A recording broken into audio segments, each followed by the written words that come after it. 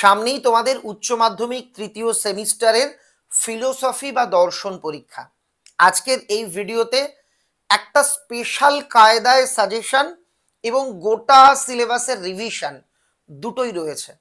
আগামী 20 মিনিট তুমি যদি একদম মন দিয়ে ক্লাসটা করো, আমি নিশ্চিত ফিলোসফি পরীক্ষাতে বিরাট উপকৃত হবে। তাহলে ঝটপট আমরা চলে যাব ক্লাসে। তার আগে একটা ছোট্ট অনুরোধ, ভিডিওটা ভালো লাগলে লাইক করো, চ্যানেলে নতুন হয়ে থাকলে চ্যানেলটি সাবস্ক্রাইব করে পাশের বেল আইকন প্রেস করতে একেবারেই ভুলো না। আমরা যোগাযোগ করেছিলাম দর্শন বা ফিলোসফি বিষয়ের জনপ্রিয় শিক্ষক এবং সম্রাট এক্সক্লুসিভ বইয়ের লেখক সুমন স্যারের সঙ্গে। স্যার ক্যামেরার সামনে অতটা কমফর্টেবল নন বলে তিনি ওভার টেলিফোন দুর্দান্তভাবে গোটা সিলেবাসটা পড়িয়েছেন এবং সাজেশন দিয়েছেন। এক্সক্লুসিভ ভিডিওটা অবশ্যই আমি মন থেকে চাইছি তোমরা প্রত্যেকে সম্পূর্ণটা দেখো। আমি নিশ্চিত যারা গোটা বছর নানা কারণে পড়তেও পারোনি তাদের কাছেও সিলেবাসটা একদম জীবন্ত হয়ে উঠবে। তাহলে চলো একসঙ্গে আমরা শুনে নিই আজকের ক্লাস। সে থার্ড সেমিস্টারের দর্শনের মূল বিষয়কে দুটো ইউনিটে ভাগ করা হয়েছে। প্রথম ইউনিটে 4টে অধ্যায় আছে। প্রথম অধ্যায় দ্রব্য। এই অধ্যায় থেকে যেটা পড়তে হবে সেটা হলো দ্রব্য সম্পর্কে 6 জন দার্শনিকের মত।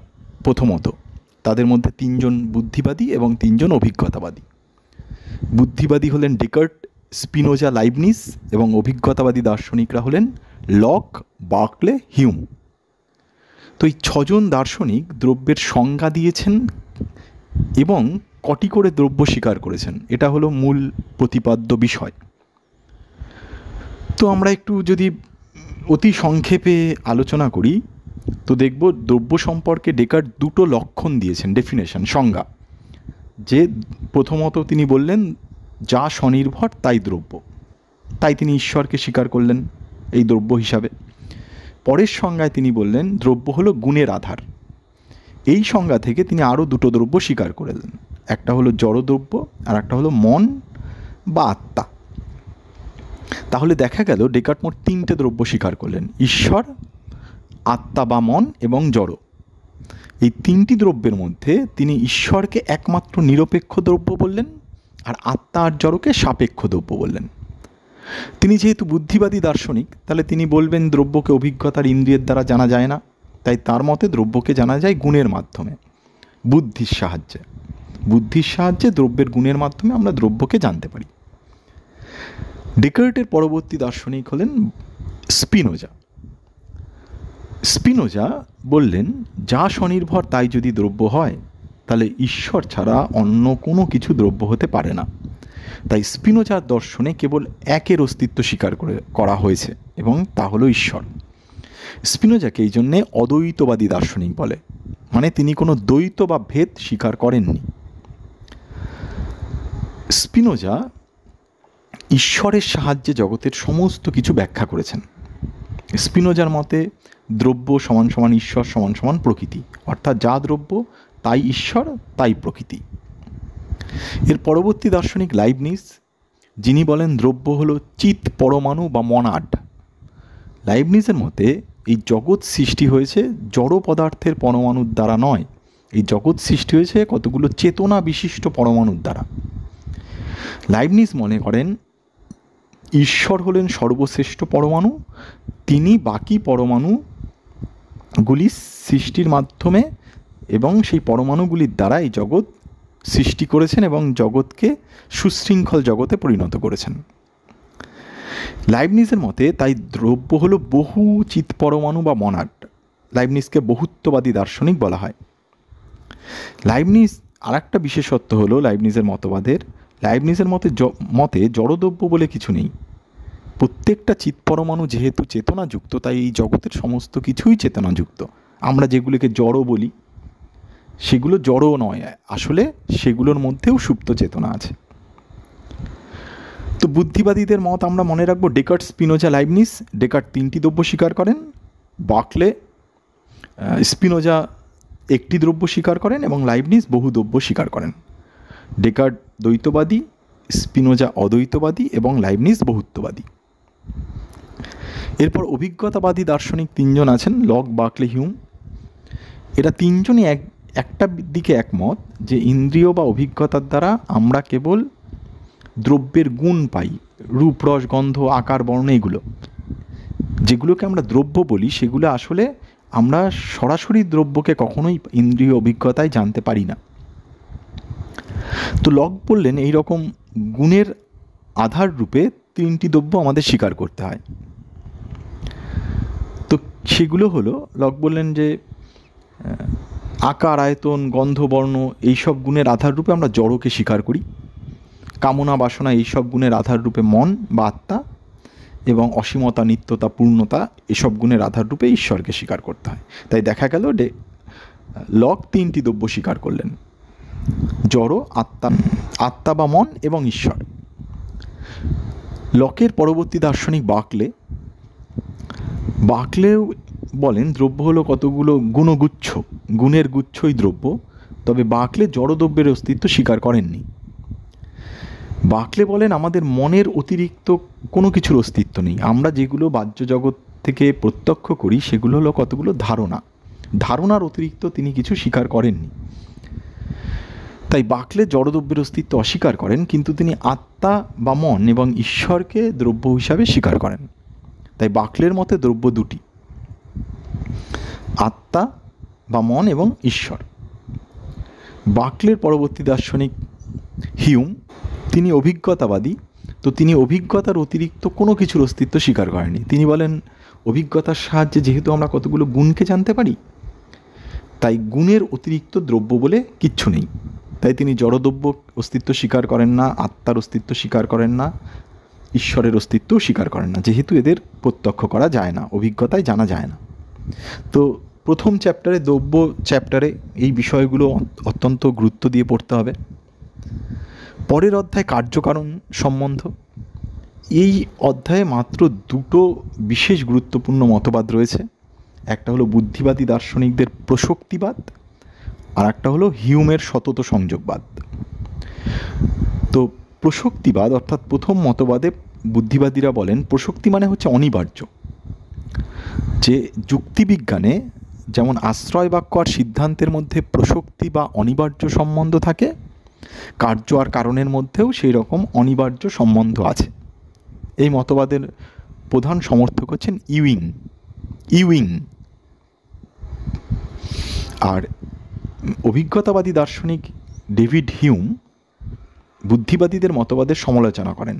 তিনি বলেন অভিজ্ঞতায় যা পাই আমরা তার অতিরিক্ত কোনো কিছু স্বীকার করা যায় না। তিনি বলেন কারণ আর কার্যের মধ্যে কোনো অনিবার্য সম্বন্ধ নেই, অর্থাৎ কারণ ঘটলেই কার্য ঘটবে এমন ব্যাপার নয়। অভিজ্ঞতায় এদের অনিবার্য সম্পর্কের ধারণা পাওয়া যায় না। হিউম বললেন আমরা প্রতিদিন বা দৈনন্দিন জীবনে দেখি একটা ঘটনা ঘটে, তারপর আর একটা ঘটনা ঘটে। দুটো ঘটনাকে পরপর একসাথে ঘটতে দেখে আমরা প্রথমটি দেখলেই দ্বিতীয়টিকে অনুমান করি।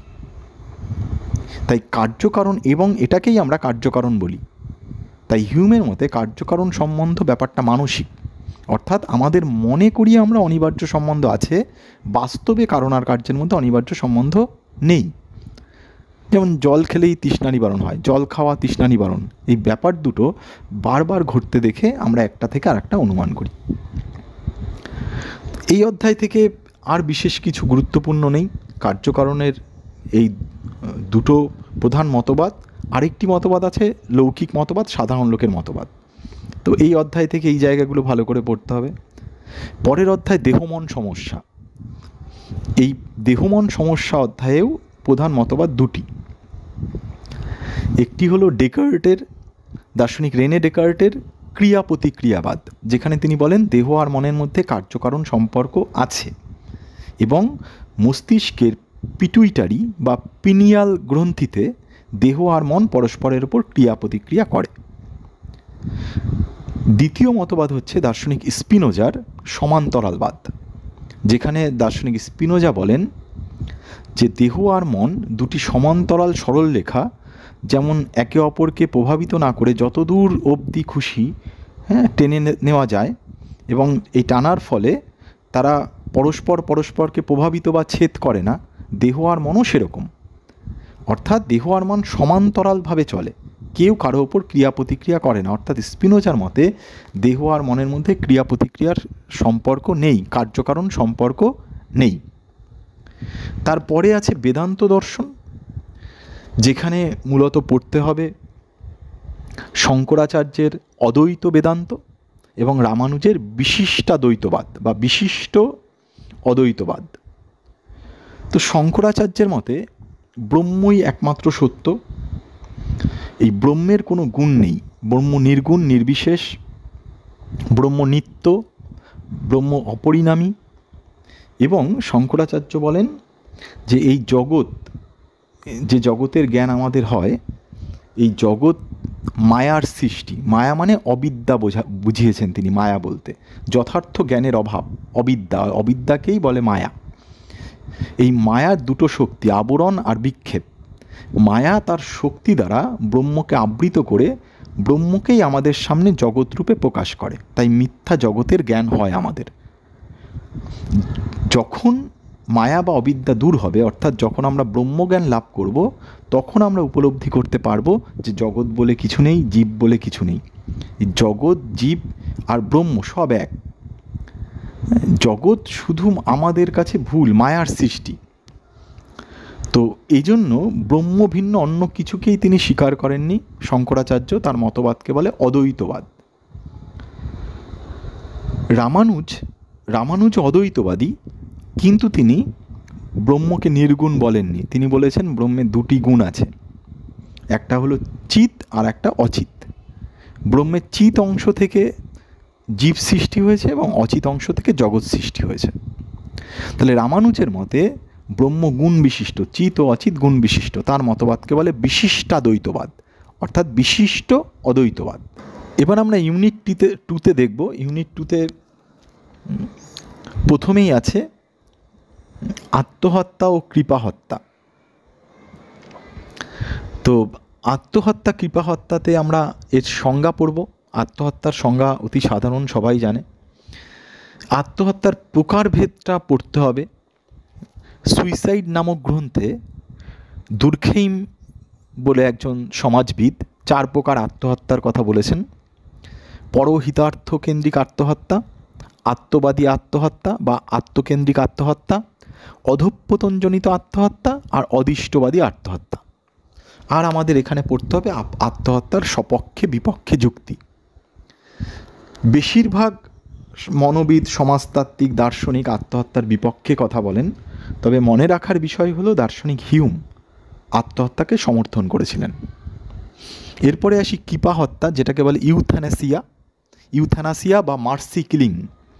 হ্যাঁ, কৃপাপূর্বক বা দয়াপূর্বক হত্যা করা।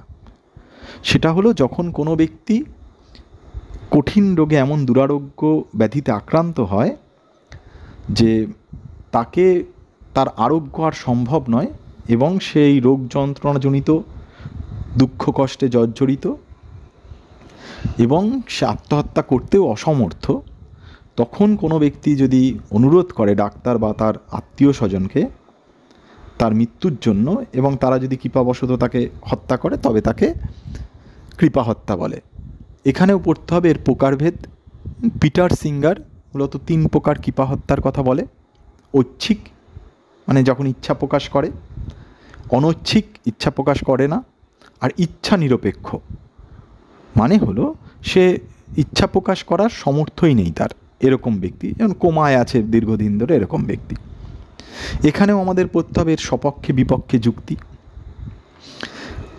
এর সপক্ষে যুক্তির মধ্যে মনে রাখতে হবে জেমস রাচেলস বলে একজন ব্যক্তি, যিনি কৃপাহত্যাকে সমর্থন করেন।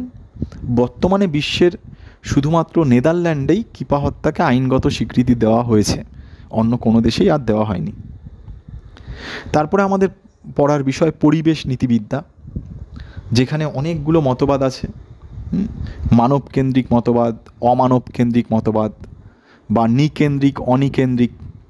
তো মানবকেন্দ্রিক বা নিকেন্দ্রিক মতবাদে বলা হয়েছে যে পরিবেশের মূল উপাদান হচ্ছে মানুষ, মানুষকে কেন্দ্র করে পরিবেশ গঠিত, তাই মানুষের স্বার্থের কথা চিন্তা করে পরিবেশকে রক্ষা করতে হবে বা পরিবেশের প্রতি আমাদের নৈতিকতা প্রদর্শন করা উচিত। তাই এই মতবাদকে বলে মানবকেন্দ্রিক। আর অমানবকেন্দ্রিক বা অনিকেন্দ্রিক মতবাদের মূল বিষয় হলো যে পরিবেশের প্রত্যেকটা উপাদান পরিবেশ রচনায় সমানভাবে গুরুত্বপূর্ণ। তাই পরিবেশের একটা নিজস্ব মূল্য আছে। এই জন্যই আমাদের পরিবেশের প্রতি নৈতিকতা প্রদর্শন করা উচিত। অর্থাৎ মানবকেন্দ্রিক নৈতিক মতবাদ মানুষের দৃষ্টিভঙ্গি থেকে মানুষের স্বার্থের জন্য পরিবেশের প্রতি নৈতিকতা দেখাতে বলে, আর অমানবকেন্দ্রিক বা অনিকেন্দ্রিক পরিবেশের নিজস্ব মূল্য আছে বলে পরিবেশের প্রতি নৈতিকতার কথা বলে। এখানে আমাদের পড়তে হবে উদ্ভিদের প্রতি নৈতিক কর্তব্যের কথা, প্রাণী হত্যার বিরুদ্ধে যারা কথা বলেছেন বা অন্য মনুষ্যেতর যে প্রাণীগুলো আছে তাদের প্রতি আমাদের নৈতিকতা দেখানো উচিত কি উচিত না সে বিষয়ে বিভিন্ন মত আছে। প্রাণকেন্দ্রিক নীতিবিজ্ঞানের কথা বলেছে পল টেলর, অ্যালবার্ট সুইৎজার, এদের কথা পড়তে হবে। বাস্তুকেন্দ্রিক নীতিবিজ্ঞানের কথা বলা হয়েছে, সেগুলো একটু পড়তে হবে। ভূমিকেন্দ্রিক নীতিবিজ্ঞান, যার জনক বলা যায় লিওপোল্ডকে। তারপরে গভীর এবং অগভীর বাস্তুবিদ্যা। গভীর বাস্তুবিদ্যা বলতে আমরা অমানবকেন্দ্রিক বুঝতে পারি, খানিকটা তার মতো, তার সাথে রিলেটেড। আর অগভীর বলতে মানবকেন্দ্রিক। আর এই গভীর আর অগভীর এই দুরকম বাস্তুবিদ্যার মধ্যে পার্থক্য করেন আর্নেস্ট বলে একজন দার্শনিক। তারপরে আমরা লাস্ট টপিক যেটা দেখব সেটা হলো সমাজ ও রাষ্ট্র দর্শন। তাহলে সমাজ দর্শন আর রাষ্ট্র দর্শন এর মূলত আলোচ্য বিষয় সমাজ ও রাষ্ট্র, কিন্তু সমাজ বিজ্ঞান আর রাষ্ট্রবিজ্ঞান থেকে একটু আলাদা। এর কারণ এখানে বৈজ্ঞানিক দৃষ্টিভঙ্গি থেকে সমাজ ও রাষ্ট্রকে নিয়ে আলোচনা করে না, এখানে দর্শনের দৃষ্টিভঙ্গি থেকে সমাজ ও রাষ্ট্রকে নিয়ে আলোচনা করে। তাই একে বলা হয় সমাজ দর্শন, রাষ্ট্র দর্শন। সমাজ দর্শনের কতগুলো মূল প্রত্যয় রয়েছে সেগুলো আমাদের জানতে হবে, যে সমাজ কি। তো সমাজ কি এই নিয়ে একাধিক দার্শনিকের মত আছে। আমরা মূলত মনে রাখবো এই সমাজ রাষ্ট্র দর্শন বা সমাজ দর্শন, এখানের আমাদের মূল যেটা পাঠ্য বিষয়কে কেন্দ্র করে এই আলোচনা, সেটা হলো ম্যাকাইভার ও পেজ এর লেখা সোসাইটি বলে বইটি। তো ম্যাকাইভার ও পেজ খুব গুরুত্বপূর্ণ নাম এখানে। তো সমাজ কাকে বলে সেখানে ম্যাকাইভার ও পেজ বলেছেন সমাজ হলো সামাজিক সম্পর্কের জাল এবং যা নিয়ত পরিবর্তনশীল। তো এরপরে সম্প্রদায় পড়ব আমরা। সম্প্রদায় বলা হয়েছে, সম্প্রদায় হলো এমন একটা মানুষের সংগঠন যেখানে মানুষের সমস্ত রকম প্রয়োজনীয়তা মানুষ দূর করতে পারে, যেমন একটা গ্রাম, একটা শহর, এগুলো সম্প্রদায়। তো সম্প্রদায়ের মূলত দুটো ভিত্তির কথা বলা হয়, যে সম্প্রদায় একটা অঞ্চল থাকতে হবে নির্দিষ্ট, আর থাকতে হবে সম্প্রদায়গত মনোভাব লোকেদের মধ্যে। তার আবার তিনটি উপাদান রয়েছে, আমরাবোধ, ভূমিকাবোধ, নির্ভরতাবোধ। তারপরে আমাদের পড়তে হবে এখানে সংঘ বা সমিতি কী। সংঘ সমিতি হচ্ছে যখন কতগুলো স্বার্থকে কেন্দ্র করে কিছু মানুষ সংঘবদ্ধ হয়, যেমন শ্রমিক ইউনিয়ন, ছাত্র সংসদ, ব্যবসায়ী ইউনিয়ন। আর অনুষ্ঠান প্রতিষ্ঠান হলো একটা সংঘ যেসব কর্মনীতি দ্বারা পরিচালিত হয়।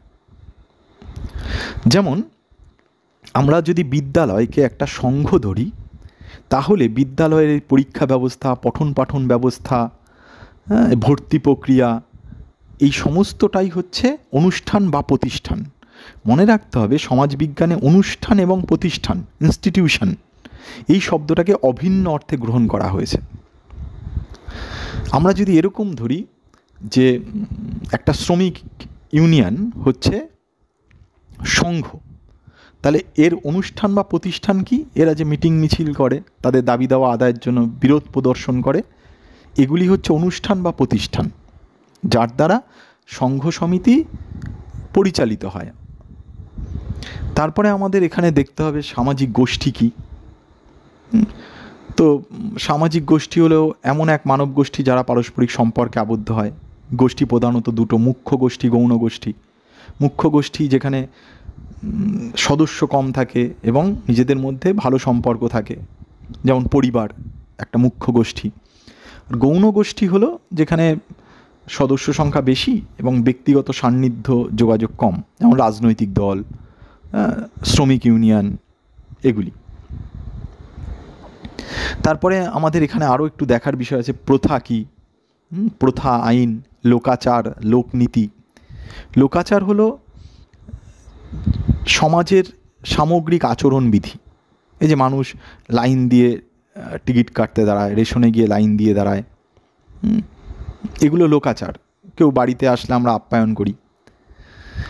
আর মূল্যবোধযুক্ত লোকাচারকে লোকনীতি বলে, অর্থাৎ যেসব লোকাচারের সঙ্গে ভালো মন্দ, ন্যায় অন্যায়, উচিত অনুচিত যুক্ত। প্রথা, প্রথা কি? সমাজসম্মতভাবে আচরণীয় প্রথা। প্রথা যেগুলো আমরা ট্র্যাডিশন মেনে চলি, না মানলে বিশেষ বিষয় নয় তেমন, কিন্তু সমাজের অন্য লোক নিন্দা করবে, এগুলো প্রথা। যেমন আমাদের বাড়ি কোনো অনুষ্ঠান হলে বা কারো বাড়িতে অনুষ্ঠান হলে আমরা আশেপাশের লোকেদের বলি, আপ্যায়ন করি। বড়দের সঙ্গে দেখা হলে বা শিক্ষক গুরুজনদের সঙ্গে দেখা হলে প্রণাম করি, এগুলি প্রথা। এবার রাষ্ট্র দর্শনের মূল কতগুলো জিনিস আছে। যেমন একটা রাষ্ট্র পরিচালিত হয় যে ব্যবস্থার দ্বারা, সেই ব্যবস্থাগুলো গণতন্ত্র হতে পারে, সমাজতন্ত্র হতে পারে। যেমন এখন বিশ্বে বেশিরভাগ দেশেই গণতান্ত্রিক শাসন ব্যবস্থা আছে। সেই গণতন্ত্র কি আমরা সবাই জানি। গণতন্ত্র, জনগণের শাসন। এই গণতন্ত্রে দুপ্রকার, প্রত্যক্ষ, পরোক্ষ, এর বিভাজন জানতে হবে। সমাজতন্ত্র, সমাজতন্ত্র হলো এমন একটি মতবাদ যেখানে বলা হয়, যার মূল উদ্দেশ্য হলো শ্রেণী বৈষম্য দূর করা, সমতা, সাম্যবাদ যার মূল উদ্দেশ্য। এই সমাজতন্ত্র আসলে কার্ল মার্কস ও অ্যাঙ্গেলসের মতবাদেরকে কেন্দ্র করে লেনিন প্রবর্তিত একটি ধারণা। তো যেখানে বলা হয়েছে সমাজের সকল মানুষের স্বার্থ রক্ষার জন্য, সমাজের সকল স্তরের ভেদাভেদ মেটানোর জন্য ব্যক্তিগত সম্পত্তি বলে কারো কিছু থাকবে না।